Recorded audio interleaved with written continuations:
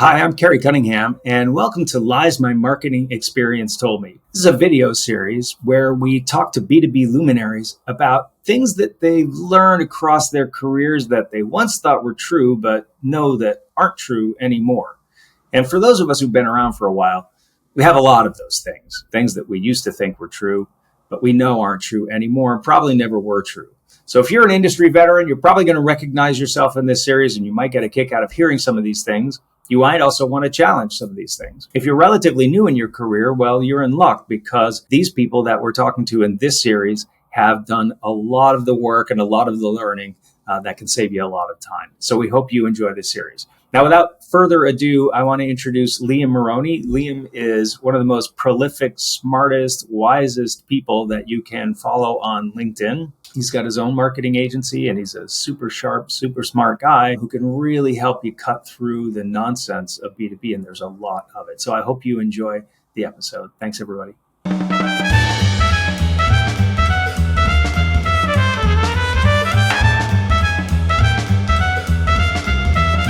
Hey, Liam Moroney, good to see you.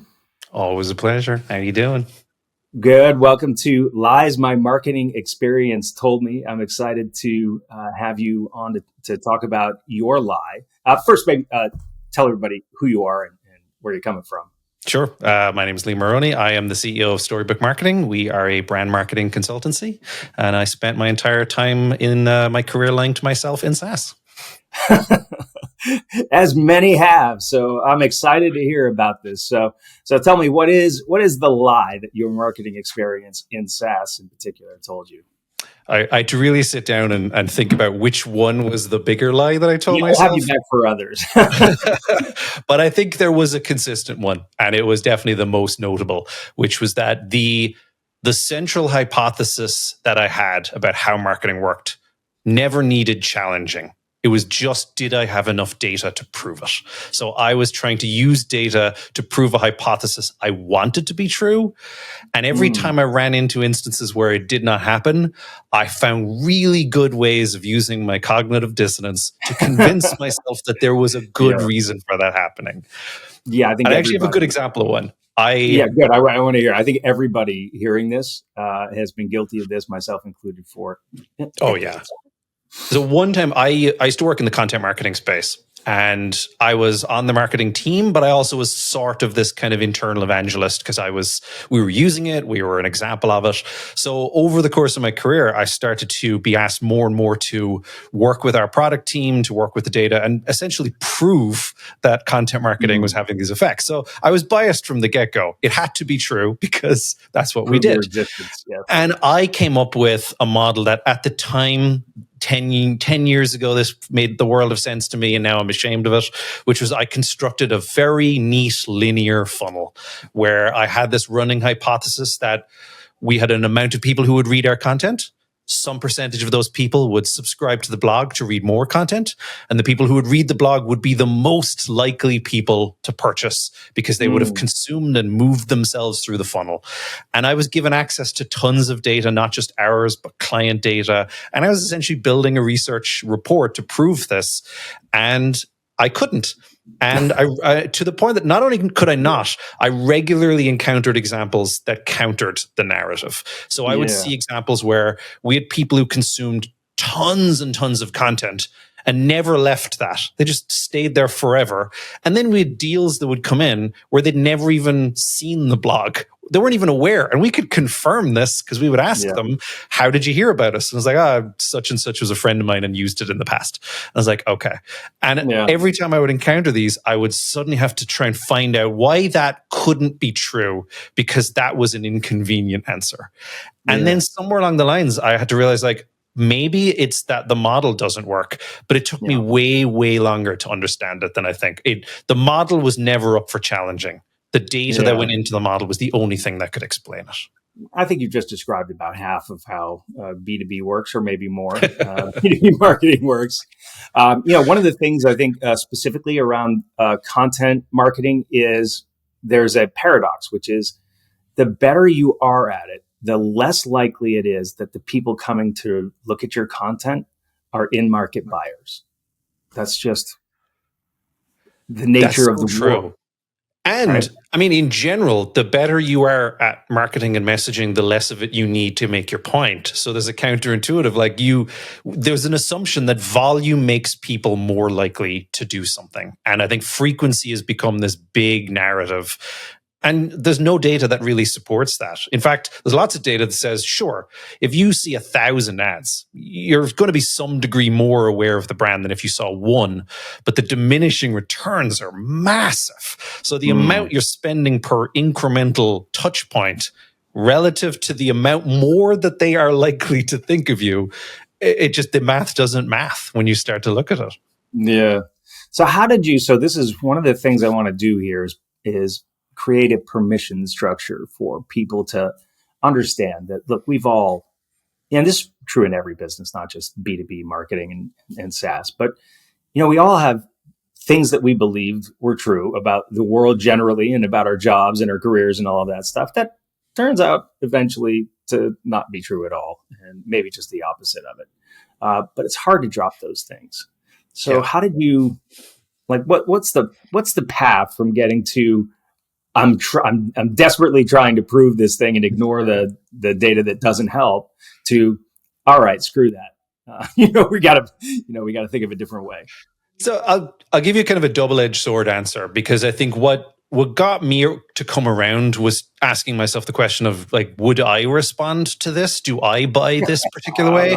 Now, in this case, I was a perfect example of the buyer. So I was like for like. I was like, I've definitely never purchased in that way. There is the alternative, and I've heard this a lot, where, like, most of the time you are not the customer, so you shouldn't put yourself in their shoes. Like, how would I buy? If I'm a 24-year-old person, do I buy the same as a 50-year-old executive? No, probably not. So I think you are not the customer, and that is important. But intuitively, does this feel like how I believe the world works? And if it doesn't, why do I believe that it works within the confines of my marketing automation software or my ad platform? And does that feel plausible? And I think when you start to ask that question, it gives you a little bit of permission to go, that doesn't feel correct. I don't think I've only ever bought something because I was a subscriber to their newsletter. Maybe I should challenge this. And am I gravitating towards something that is convenient to measure? Or am I gravitating towards something that feels like it's an effective way to get people to think of me? Yeah. Again, I mean, I think that's like the vast majority of the way it works in B2B marketing and SaaS is, well, this is kind of how we've done it.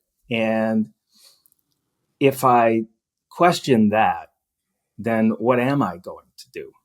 Am I just saying I don't want to be measured, or am I saying I've been a content marketer my whole life and now I have to go find another career? What is, because I presume since you produce a lot of content today, you don't think that producing content is bad or useless or worthless, right? I absolutely don't.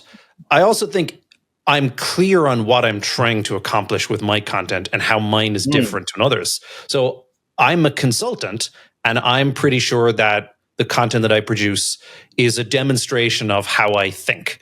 Would I recommend the same content to somebody who's selling a $50,000 software package? No, I don't think they're the same at all. And right. I think that we do look to the playbooks and say, well, this is the way you do content. And I think it comes back to, you have to understand the audience. You have to understand the market.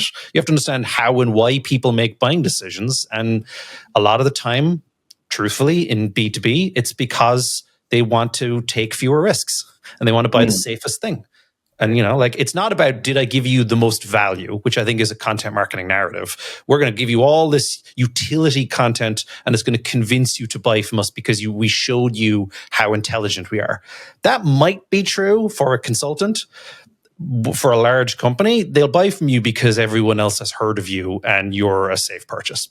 They're worlds apart. And you just have to understand the behaviors of organizations and people. I think it's not math until it matters. Marketing is understanding, and it's consumer behavior, and it's market economics. And then eventually it's math. How do you start to measure if that is occurring? Yeah.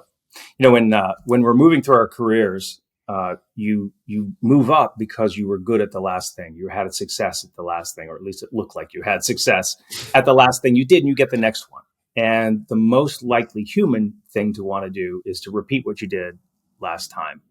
And if you're in the exact same industry and you move to a competitor or something like that, it may be that that thing works, but it probably still won't work as well as what you've said, which is understand your buyers, understand what is going to help them prefer you and make a decision to go into market first of all, because I think that's where the scale is, but then also to buy you, and then operate on the basis of that, not on what you did really well last time. I think you have to disrupt yourself, I guess, is what I'm saying. The thing that you did before, great. Maybe it sucks now. Maybe it never was good and you got lucky.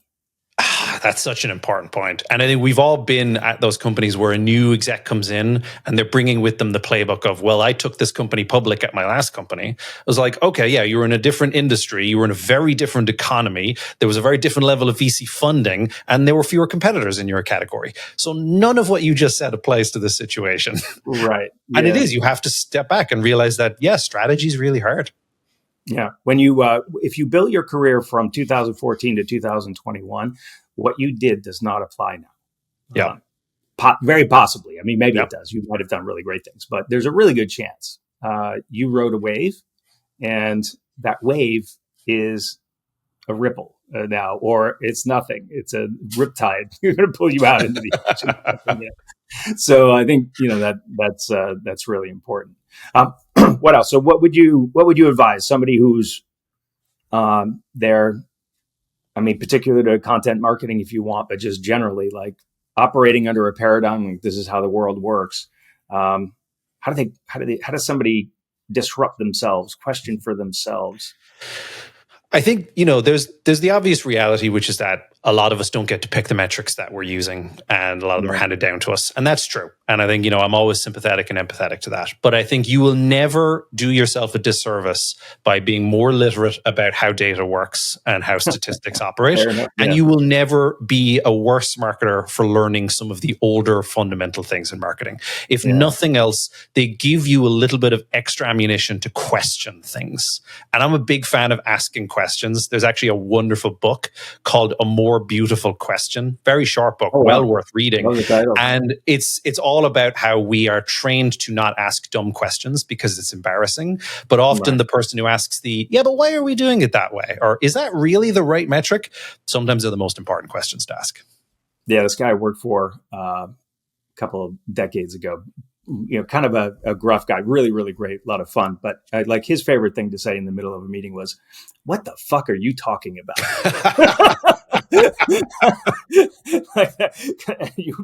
Because there would be, you would realize, there's just a lot of nonsense being thrown around in this meeting right now. It was almost always appropriate, not always appropriate, but almost always. But it definitely made you stop and think like, okay, am I just saying shit to say shit in a meeting to try to sound smart, or does this have anything to do with how we're going to solve this problem? Similarly, I think I remember reading one time that it was Jeff Bezos's mentality that he talks last because he knows whatever he says, everyone will instinctively agree with him straight away. Yeah, if you're in a problem-solving meeting and you're the leader, you should not be suggesting things early on because you will not get other ideas once that happens. That's really good. There's a saying that I love from Richard Feynman, the physicist, and he had this thing called Feynman's first principle, which was you should never fool yourself, and you are the easiest person to fool. Don't fool yourself, and you are the easiest person to fool.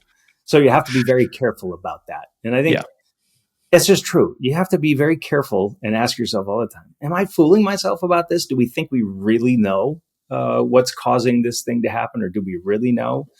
Would I invite somebody who didn't like us or me to look at this data or look at these results? And do I think they would come to the same conclusions that we are?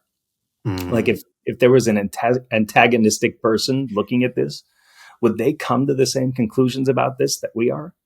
Like if you ask yourself that, you can probably feel, your innards swirling a little bit. You know what I mean? It's like, yeah. And if you don't, then great, you're in good shape. But if it makes you very nervous, I think okay. I You should like that a find lot. that person. You should find that person and have them look at your data, look at your conclusions, or talk to them about it. I really like that. Yeah. Well, or have the big guy go, "What the fuck are you talking about?" Well, this has been great. Anything you want to add as a final word about this lie? I think this has been awesome. I use the quote so often. It's that George Box quote that all models are wrong, but some are useful. And I think the question is this feel useful? Is it right enough that I can rely on it? Or am I Yeah. seeing enough examples where they're not just outliers? When it works, it's an outlier. And if that's the Yeah. case, which, if we're being totally honest, is very much the case between things like scored MQLs, if you have to keep explaining why the model isn't broken, maybe the model is broken. Yeah. Also, if for 20 or so years, very smart people all over the world are making process improvements that never result in an improvement, maybe the thing that you're doing cannot be improved. Oh, that's a good one. I like that. Right? I mean, there are very, very smart people all over the world trying to fix that thing. MQL scoring, come on. MQL follow up, the whole process, all of that stuff. It never improves. It never gets better. And yet we still keep trying to, I've got it. We'll make 9 calls instead of 8.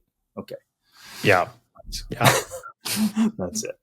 All right, Liam. Well, thank you very much. Appreciate your time. And we will have you back for more lies. It's always a pleasure. Thank you very much. My thanks again to Liam Moroney for taking the time to reveal the lies that he's learned from across his career. We hope you enjoyed the episode. Please do check out the rest of the series, along with all of the other content we have at sixthsense.com/science of B2B. And you just put hyphens between science of and B2B. And we'll see you in the next series. Thank you.